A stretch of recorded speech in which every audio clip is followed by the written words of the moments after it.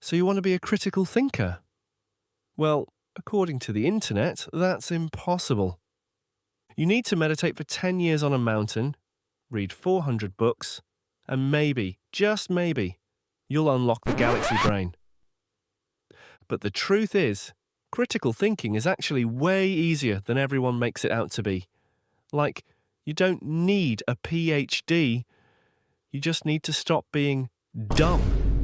Which, trust me, is already a massive upgrade. And the thing is, you only need 5 simple moves. And no, they're not the garbage tips you see online like be open-minded or ask questions. Bro, what do you think I've been doing my whole life? Just staring at walls in silence? Today, we're going to fix it. You'll learn how your brain scams you with dumb biases, why skepticism isn't the same as being a jerk, how to separate facts from fanfiction, how to catch yourself mid-thought before you embarrass yourself, and why changing your mind makes you smarter, not weaker. Sounds simple, right? The problem with critical thinking advice. The problem is, when you look up how to think critically, the advice is so vague it might as well be written by a fortune cookie. Question everything. Cool. I'm now questioning why I wasted 10 minutes reading that blog. Seek truth. Great. Where do I buy that? Amazon Prime? Or my favourite, think for yourself. Which, ironically, is what every cult leader tells you right before you fall into their brainwashing and start selling essential oils door to door. And then, if you search for specific advice, you get even worse tips. Drink green tea. It detoxes your brain. What am I? A dishwasher? Listen to Mozart. It raises IQ. Right? Because clearly Beethoven is the reason Elon Musk exists. Take an IQ test online. Yeah, nothing screams scientific accuracy like a BuzzFeed quiz that also tells me I'm 70% Shrek. At some point, you realise most of this advice is either useless, boring, or stolen from a WikiHow article written by someone who failed high school biology. So let's cut the nonsense. Critical thinking is not mystical. It's not complicated. But here's where it actually gets interesting. The first thing nobody tells you about critical thinking is that your own brain is the biggest scammer in the room. 1. Biases, how your brain tricks you. Step 1. Realise your brain is a scammer. You probably think your brain is like Iron Man's AI, constantly scanning for threats and calculating perfect moves. In reality, it's more like that one Windows laptop your school gave you in 2009. Loud fan noises, crashes randomly, and secretly deletes your essay at 3 a.m. Enter biases. Biases are shortcuts your brain uses that feel smart but are actually dumb. Like confirmation bias. The reason you Google, is binge-watching Netflix good for mental health? And ignore the entire internet screaming, no! Or the halo effect. The reason you assume someone with perfect abs also knows how to fix the economy. Abs impress people, but they don't teach macroeconomics. The most dangerous thing about biases is you don't notice them. You think you're being logical, but your brain is basically a magician distracting you with one hand while stealing your wallet with the other. The easy fix? Just admit, oh wow, my brain can trick me. That's it. Awareness alone saves you from half the scams out there. 2. Skepticism. Don't believe everything. Once you realise your brain is shady, step 2 is simple. Stop believing everything. Now, I don't mean turn into that annoying guy at parties who says, well, actually, before every sentence. That's not critical thinking. That's just being unemployed. I mean healthy skepticism, which is basically adding one magic word after every claim. Really? Friend, this tea burns belly fat. You. Really?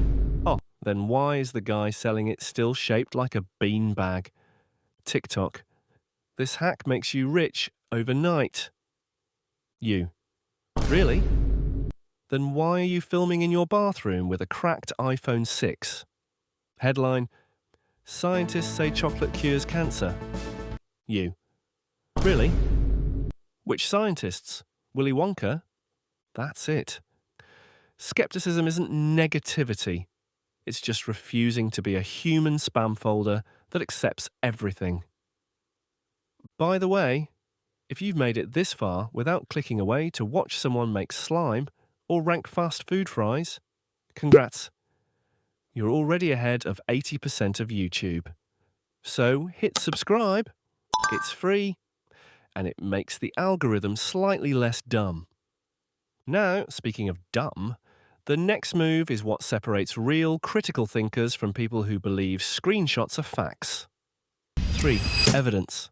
Okay, so if you don't believe everything, how do you know what's real? Easy. Receipts. Evidence is just receipts. No receipts, no belief. Think about it. If someone says, I can totally run a marathon, but the only running they've done in 2 years is sprinting to catch an ice cream truck, you need receipts, like shoes that aren't Crocs. Which basically means, don't ask, is this true? Instead ask, what's the evidence? Big claim, tiny evidence means it's a big red flag. Small claim, big evidence means it's probably real. This one question alone will save you from fake gurus promising 6 figures in 6 weeks, miracle diets where you drink only celery juice, and at least 60% of your aunt's Facebook posts. Oh, and if you're wondering, no, you don't need to buy a $997 secret system to analyze evidence from a 23-year-old who calls himself a thought leader on LinkedIn. All you need is Google Scholar. Or, if your finger accidentally slips and you end up on a certain website where books and papers are free to download, well, accidents happen. 4. Metacognition. Check your thinking as you go.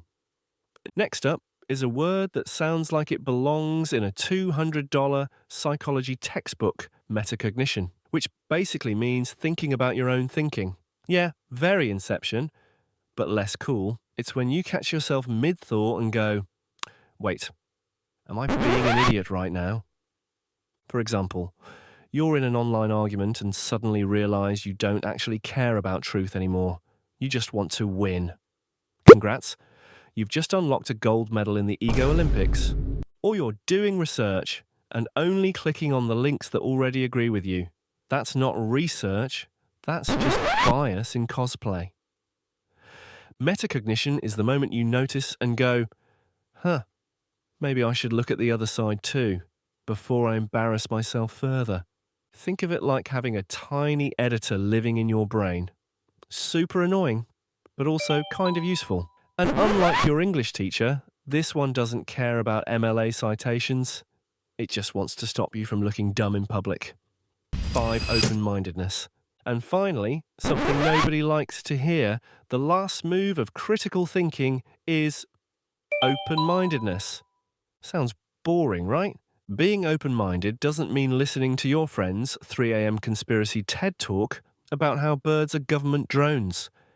It means something way harder, being willing to change your own mind. The problem is, most people treat changing their mind like losing a fight. Like if you admit you were wrong, you've basically just handed your opponent the WWE Championship belt.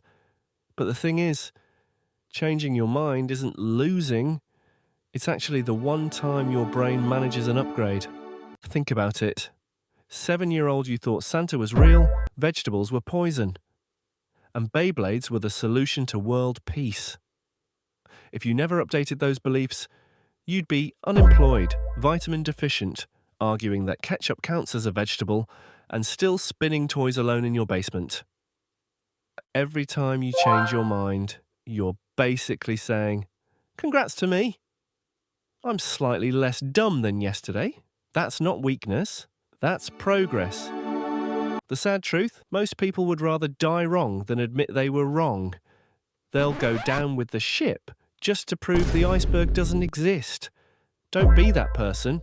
Admit it, learn, move on, and congratulations. You're already smarter than half the internet. So that's it. Critical thinking isn't about being a genius. It's basically 5 moves your kindergarten teacher could have explained if nap time hadn't gotten in the way. Catch your brain running scams, biases. Say, really? Every time someone opens their mouth. Skepticism. Ask for receipts, not vibes, evidence. Notice when you're being dumb in real time by catching your own nonsense. Metacognition. And, hardest of all, admit when you're wrong without spontaneously combusting open-mindedness. Do those 5 things and congratulations. You're harder to scam, harder to argue with, and way less likely to embarrass yourself by reposting garbage on your feed. In fact, you're now overqualified to argue in any YouTube comment section. And if you're thinking, wow, that was easy, well, yeah, it actually is. So here's your final critical thinking test. If I say, subscribing will make you 47% smarter instantly, do you believe me? No? Good. You're learning, but you should still do it anyway, because YouTube's about to recommend you another video that's probably perfect for you. Watch that one next, and then come back next week for the new episode you definitely don't want to miss.